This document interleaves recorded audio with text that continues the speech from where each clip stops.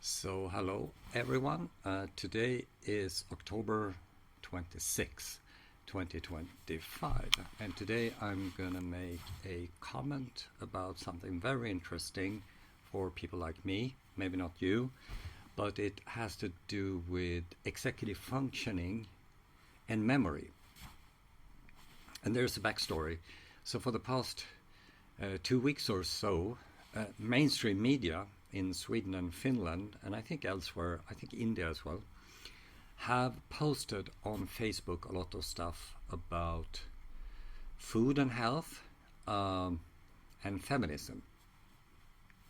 But food and health, it has very little to do with nutrition science, but these Nordic dietary guidelines, which WHO and local, what do you call it, food agencies, governmental food agencies, has been promoted since 2023, and actually before that, since the early 1980s. Now, I'm part of the science community, so we criticize these dietary guidelines because they don't correspond to the nutrition science, we think. The proponents of the dietary guidelines do think so, and claims that people should eat less meat, less saturated fat, more salad, and more sort of seed oils. So this is an ongoing discussion, which I believe is very fruitful for everyone. The second topic is feminism, and this story was about a filmmaker, Hampus, from south of Sweden, and he identified as a feminist. And he was now, he had formed a project to, what do you call it, avslöja in Swedish, to reveal, sort of pull down the pants on what he called the man's movement.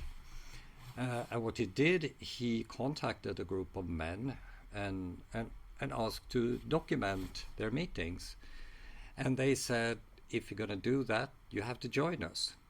So he did. And lo and behold, Hampus discovered it's kind of good to be a guy.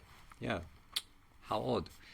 So I made comments about that, and which I will post my article in Swedish actually, so a bit easy to translate. But the interesting thing, in the midst of that, I received a comment which went like, translating from Swedish here. You're using the concept executive functions in the wrong way. It's not about decision making, the structure and planning here, just semantic memory. Warmest regards, basically. A professor in cognitive psychology and neuroscience. And as I wrote, I like this. This is great. You know, someone like me gets involved in the communication and doesn't necessarily agree with me. And this is actually what we should do. So I really welcome that, but I was also a bit surprised. And the story, the backstory is that I know something about executive functions and memory. And I also had to check, is this a real person? Now it turns out to be a professor at a technical institute in the north of Sweden. And in her bio sketch, she says, I do research about episodic and spatial memory, how episodic and spatial memory is organized in the hippocampi. Okay, this is great. It's like going to a place where people like you like to thrive. So I really welcome this, but is her claim about executive function equaling semantic memory only true? So I wrote a post, an article, where I just, told her how I defined memory. And this is kind of long, but I can give you the introduction, that memory is not for forming associations, but to simulate intentions and scenarios how to attain these sort of intentions, these are goals, forward in time. And memory is made up by declarative and non-declarative memory, and the declarative memory is divided into semantic, which he mentioned, but also episodic memory, and autobiographical memory, and personal semantic memory, to mention a few. So this is a simplification of something which is very complex. And my note is, of course, not to dig into what she does about the hippocampi, but that's also interesting. And I also used two of my references to show how I describe describe the executive function. And it reads, this is straight in English, I just copy pasted it, two closely related but different executive functions abilities. Metacognitive executive functions: problem solving, planning, concept formation, strategy development. Okay, and this is the opposite to what she said, so she rejected this, and I would argue that this is a standard definition, and the second one is sort of very close but use different concept. Altogether, I believe she was wrong, and my claim is consistent with science.